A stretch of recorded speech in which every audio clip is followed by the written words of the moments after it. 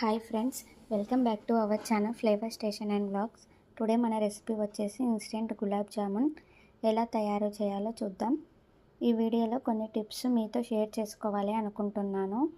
మీరు first time try చేసిన వారు అయినా, లేదు అంటే మీరు గులాబ్ జామున్ చేస్తున్నప్పుడు మధ్యలో పిండి మిగిలిపోతున్నా, క్రాక్స్ వస్తున్నా, పాకాన్ని సరిగా పీల్చుకోకపోయినా, లేదా పాకాన్ని ఎక్కువగా పీల్చుకున్నా, గులాబ్ జామ్ మెషీగా అయిపోతున్నా, ఇలా ఇప్పుడు నేను చెప్పే విధంగా ట్రై చేయండి. చాలా పర్ఫెక్ట్గా వస్తాయి.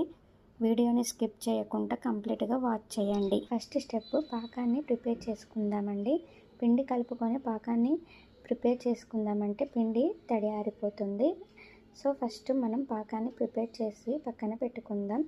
దానికోసం స్టవ్ మీద గిన్నె పెట్టుకొని 4 కప్పుల వరకు పంచదార వేసుకోండి. నేను ఇక్కడ 2 కప్పుల ఇన్స్టెంట్ గులాబ్ జామున్ ప్రిపేర్ చేస్తున్నా. దానికి 4 కప్పుల పంచదార వేసుకున్నాను. మీరు పాకాన్ని తగ్గించుకోవాలి అనుకుంటే 3.5 కప్పులు వేసుకోండి, సరిపోతుంది. ఏ కప్పుతో మనం 4 కప్పుల పంచదార వేసుకుంటామో అదే కప్పుతో 3.5 కప్పుల వాటర్ వేసుకోండి. వాటర్ కొలత అనేది మనం వేసుకునే పంచదార కన్నా తగ్గించి ఉండాలి.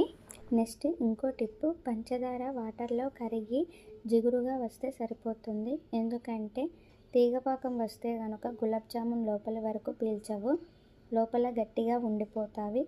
అలా అని పలుచగా వాటర్ కన్సిస్టెన్సీలో ఉంటే కనుక గులాబ్ జామున్ విడిపోతాయి, విరిగిపోతాయి. కన్సిస్టెన్సీ అనేది చాలా ఇంపార్టెంట్ అండి. మీరు చేతి వేళ్ళ మధ్యలో టచ్ చేసినప్పుడు జిగురుగా ఉండాలి. సో మనం తీసుకున్న పంచదార పూర్తిగా కరిగే వరకు కలుపుతూ ఉండాలి. పూర్తిగా పంచదార కరిగిన తర్వాత ఇందులో 1 టేబుల్ స్పూన్ మిల్క్ వేసుకోండి.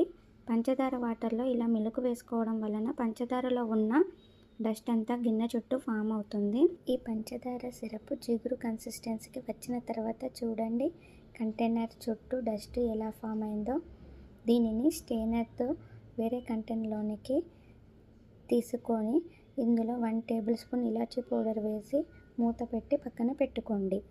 నెక్స్ట్ ఒక బౌల్ తీసుకొని అందులోనికి 2 కప్పుల ఇన్స్టెంట్ గులాబ్ జామున్ మిక్సీని తీసుకోండి. ఏ బ్రాండ్ తీసుకున్నా పర్లేదు, నేను చెప్తున్నది కొలతలు మాత్రమే. 2 కప్పుల ఇన్స్టెంట్ గులాబ్ జామున్ మిక్సీకి మీరు తక్కువ చేసుకున్నా ఎక్కువ చేసుకున్నా ఈ క్వాంటిటీని బట్టి అడ్జస్ట్ చేసుకోండి. పిండిని గిన్నెలోనికి వేసుకున్న తర్వాత వాటర్తో కానీ పాలతో కానీ పిండిని కలుపుకోవాలన్నమాట. లేదు half quantity milk, half quantity వాటర్ని కూడా యూజ్ చేసుకొని కలుపుకోవచ్చు.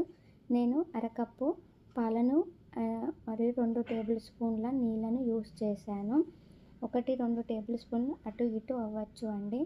4 వంతుల పిండి తీసుకున్నప్పుడు 1 వంతు పాలు అయినా వాటర్నైనా తీసుకోవాలి. పిండిని చాలా స్మూత్గా కలుపుకోవాలి. మరి చపాతీ పిండిలా గట్టిగా ప్రెస్ చేస్తున్నట్టు కలపకూడదు. ఇలా కలిపితే గులాబ్ జామ్ లోపల ఉండలుగా ఉండిపోతుంది. పిండి కన్సిస్టెన్సీ కొంచెం స్టిక్కీగానే ఉండాలి, గట్టిగా ఉండకూడదు. అప్పుడు ఉండలు పర్ఫెక్ట్గా వస్తాయి, క్రాక్స్ ఏం లేకుండా.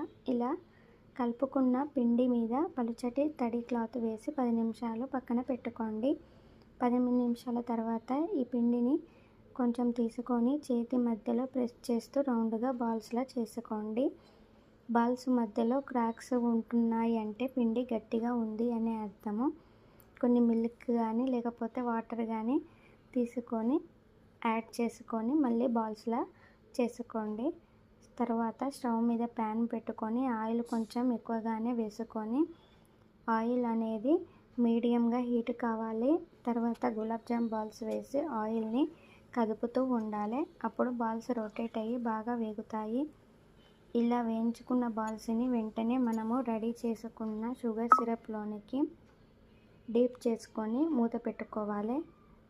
ఇలాగే అన్నిటినీ డీప్ ఫ్రై చేసుకొని షుగర్ సిరప్లోనికి డీప్ చేసుకోవాలి.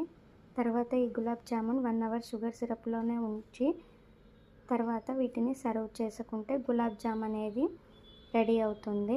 చూడండి గులాబ్ జామున్ తీసుకొని మధ్యలోనికి కట్ చేస్తే ఇలా పాకం లోపలి దాకా పీల్చుకొని స్మూత్గా ఎలా వచ్చిందో, ఇలా వస్తే మనకు గులాబ్ జామ్ పర్ఫెక్ట్గా కుక్ అయినట్టు. ఇలా నేను చెప్పిన కొలతలతో అండ్ టిప్స్తో ట్రై చేయండి.